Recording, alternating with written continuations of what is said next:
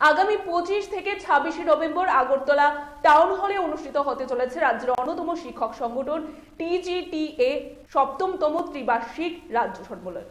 রাজ্যব্যাপী 23টি মহকুমা কমিটিগুলি থেকে 660 জন শিক্ষক প্রতিনিধির উপস্থিতিতে দেশ ও রাজ্যের চলা পরিস্থিতি নিয়ে আলোচনা হবে এই রাজ্য সম্মেলনে। 25 তারিখে প্রকাশ্য সমাবেশের মধ্য দিয়ে টাউন হলে শুরু হবে এই সম্মেলন। এই সম্মেলনে উপস্থিত থাকবেন STFI এর সহ সাধারণ সম্পাদক সুকুমার পাইন। ত্রিপুরা শিক্ষক সমিতি কেন্দ্রীয় কার্যালয়ে এক সাংবাদিক সম্মেলনের মধ্যে দিয়ে এই সংবাদ জানান TGTA সাধারণ সম্পাদক সুকান্ত ব্যানার্জি।